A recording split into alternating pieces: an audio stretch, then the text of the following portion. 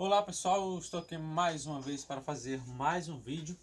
Hoje eu quero falar sobre qual é a diferença entre o grego para o português em sua estrutura, certo?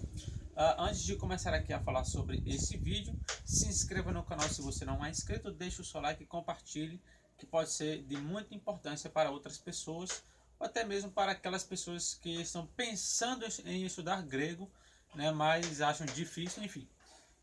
Então é isso aí. E se você tem interesse em estudar grego, hebraico ou fazer um curso de teologia, eu vou deixar aqui na descrição do vídeo tanto o meu WhatsApp quanto o meu Facebook, caso você queira se comunicar comigo, beleza?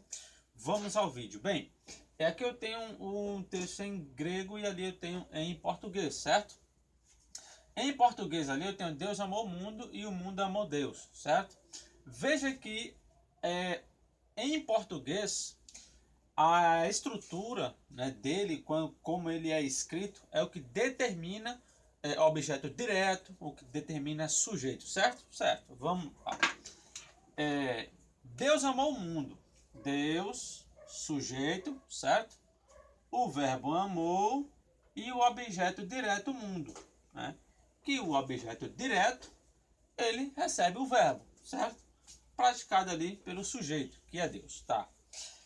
Se você mudar a posição, fica o mundo, sujeito. Agora o sujeito não é mais Deus. Agora é o mundo, passa a ser o sujeito. Né? O sujeito agora é o mundo. Ele vai praticar ali o verbo, amou. E Deus agora ele passa a ser objeto direto. É o que vai receber o verbo. Então você tem o mundo amou Deus e Deus amou o mundo. São duas estruturas diferentes. Certo? Então em português o sujeito, o objeto direto, indireto, ele é mostrado pela posição dele na frase, certo? Em português, o sujeito ele vem antes do verbo, tá bom?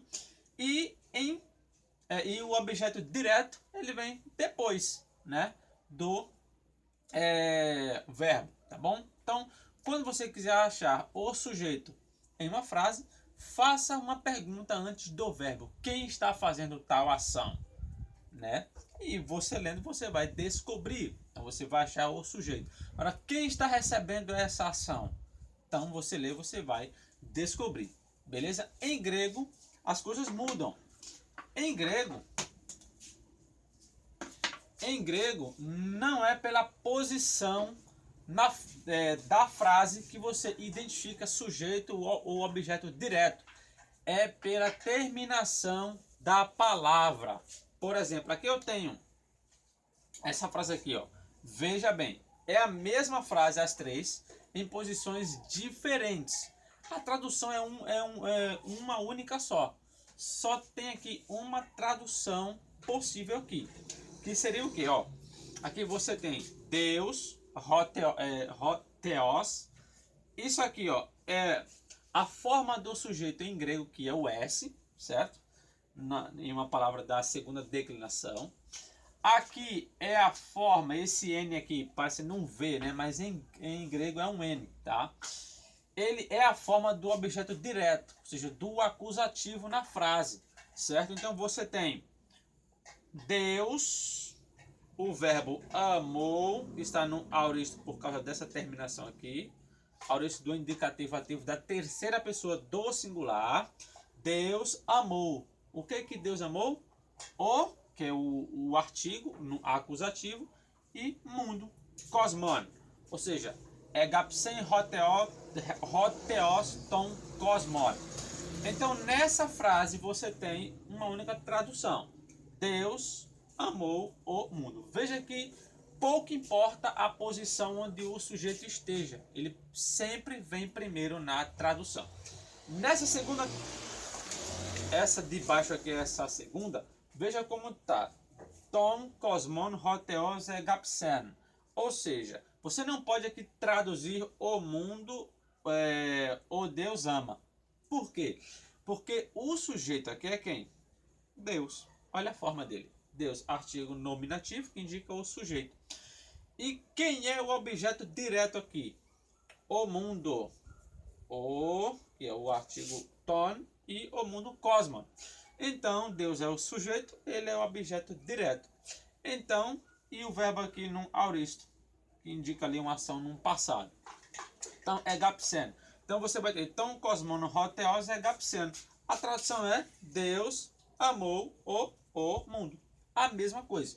Veja que nessa primeira estrutura para a segunda, as posições mudaram, mas a ideia é a mesma. Pouco importa onde está o sujeito, pouco importa onde está o objeto direto. O sujeito ele vai vir primeiro para fazer ali para fazer a ação verbal. Nessa terceira aqui você tem hotheos, então cosmon, egapsen.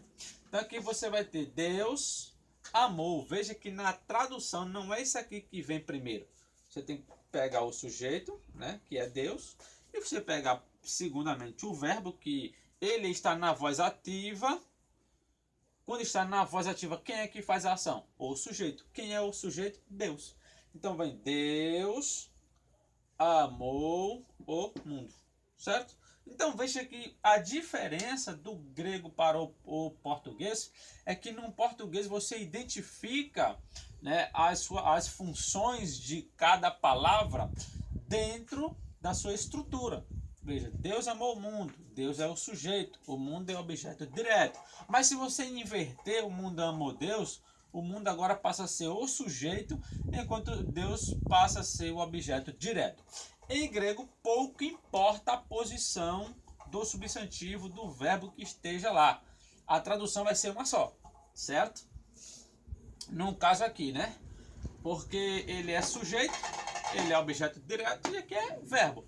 Então, é isso aí, essa é a diferença. Você identifica em grego pelas terminações das palavras, né? Então você vai ter, por exemplo, aqui, ó, aqui, Deus. Essa forma aqui, ó, esse S aqui, ele indica o sujeito, mas essa forma aqui, ó,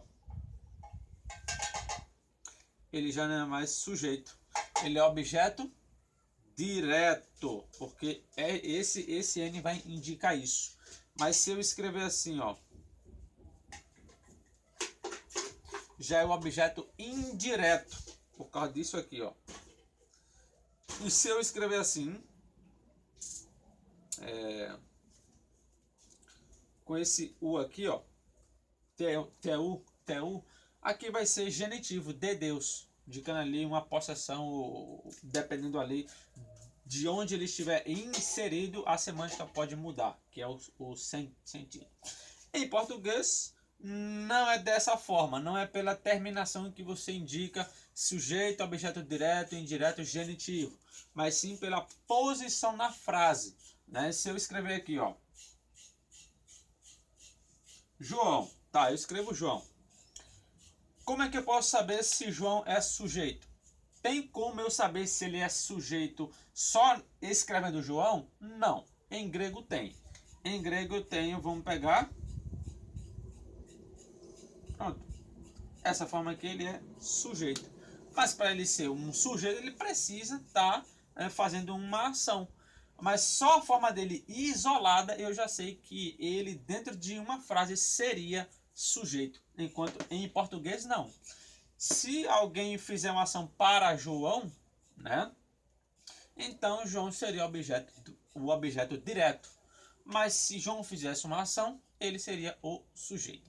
Então essas são as diferenças que tem do grego para o português. O português é pela estrutura da frase, né? Que ele vai ter. Em grego não, em grego é pelas terminações que você vai identificar, certo? Então é isso aí, pessoal. Que Deus abençoe a todos vocês. Se inscrevam neste canal se você não é inscrito. Deixe o seu like e compartilhe este vídeo que pode ser de muita importância para outras pessoas.